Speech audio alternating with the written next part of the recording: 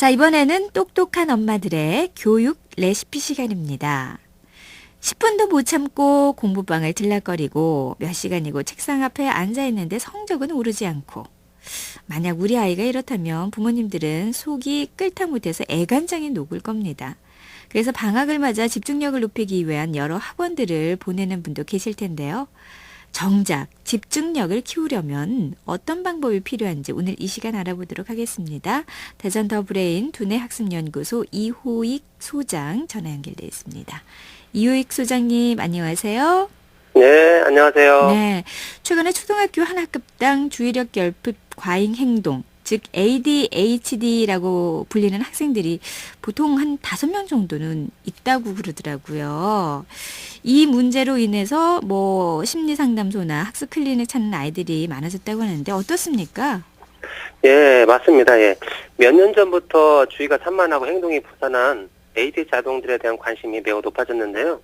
통계적으로 보더라도 ADHD 학생이 한 학급에 5 내지 8% 정도라고 합니다. 한 반에 2명에서 3명 정도 있는 것으로 추산이 되고요. 네. 저희 연구소에도 매년 ADHD 된 문의가 증가하고 있는 게 사실입니다. 네. 그런데 이제 어떤 아이들 같은 경우에는 수업 시간이나 다른 일을 할 때는 좀 산만한 행동을 보이지만 집에서 컴퓨터나 혹은 TV를 볼 때는 꼼짝도 안 하고 보는 경우가 있거든요. 그래서 부모님들이 이게 ADHD는 아닌가 보다라고 생각을 하는데 이건 어떻습니까? 그런데 집중력을 오해해서 그렇습니다. 이 집중력은 집중을 잘 조절한다는 의미로 보셔야 하거든요. 네. 수업처럼 주의를 기울여야 할 때나 누구한테 주의 집중을 요구받을 적에 그것에 걸맞는 집중력을 발휘하는 것이 집중력이 좋은 아이죠. 이런 것을 능동적인 집중력이라 하고요. 예. 근데 이제 컴퓨터나 TV는 아이들을 강한 자극을 통해서 집중하게 만들어버리는 거거든요. 네. 즉 수동적인 집중 상태인 겁니다. 이 상태는 아무리 오래 지속돼도 집중력이 늘지 않고요. 예, 뇌라는 것이 감각을 받아들이는 곳이 따로 있고 또 받아들인 것을 정보를 통합하고 추측하고 계획하고 실행하는 생각하는 부위가 따로 있습니다. 네. 근데 게임할 적에는 뇌 영상을 찍어보면 이 부위가 비활성화되어 있고 감각적으로 반응하는 뇌 부위만 활성화되어 있습니다.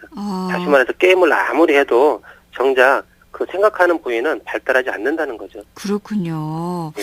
자, 그렇다면은 우리 아이가 진짜 집중력이 부족한 건 아닌지 한번 집에서 좀 테스트를 해봤으면 하시는 분들도 계실 겁니다. 어떻게 할 수 있나요? 예. 부모님들이 이제 옆에서 가장 지켜보니까 가장 잘 아시는데요. 예를 들어서 몰라요, 싫어요. 아이가 이런 말을 입에 달고 산다면 집중력 부족을 의심을 해야 됩니다. 공부할 때도 단계가 조금만 어려워져도 싫어하는 아이가 많죠. 네. 집중력 부족이 원인인 경우가 많습니다. 뭔가 깊이 그리고 골똘히 생각하기 어렵기 때문이죠. 네. 깊이 생각하는 능력이 부족하니까는 그냥 감정적으로 행동하는 경향도 두드러집니다.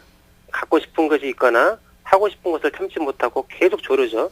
친구 관계에서도 자기 멋대로 하려는 성향이 강하니까 불화가 많습니다. 네. 그러니까 이게 집중력이 단지 공부를 하거나 이런 것을 떠나서 대인관계에 있어서도 영향을 미치네요. 당연하죠. 예. 예. 그리고 요새는 이제 조용한 ADHD라고 해서 과잉 행동이나 충동성은 없으면서도 조용하게 산만한 아이들이 있는데요. 예. 얘들은 학습 부진이 있으면서 얌전한 아이로 보이는 유형이에요. 그래서 이제 애들 특징이 뭐냐면 열심히 하는데도 학업 성적이 약합니다.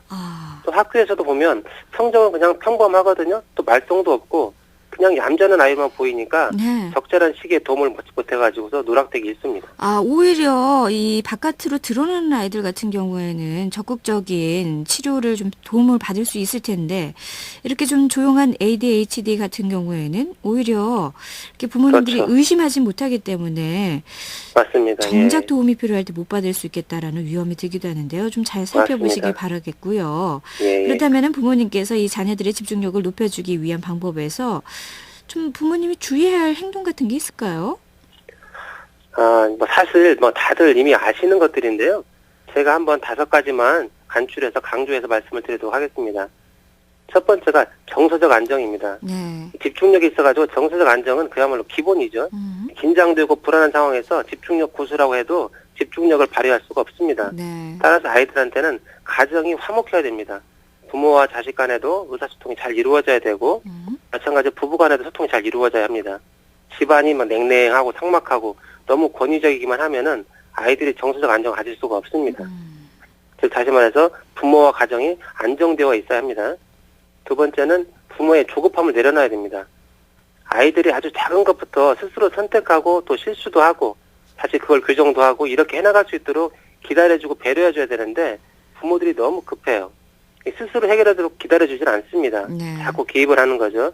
인생에서 성공보다 실수가 더 많다는 것을 아이들이 경험을 해야 됩니다. 실패의 경험에서 좌절로부터 다시 일어서는 회복력이 길러져야지 행복한 인생을 살 수가 있는 거죠. 네. 세 번째는 감정 코칭을 배우시라는 겁니다. 자녀 양육은 사랑이 절대적이긴 하지만 사랑만으로는 되진 않습니다. 기술이 꼭 필요하죠. 그중에 정말 중요한 것이 의사소통 기법입니다. 비폭력 대화나 나 전달법 등을 좀 배우셔야 되고요.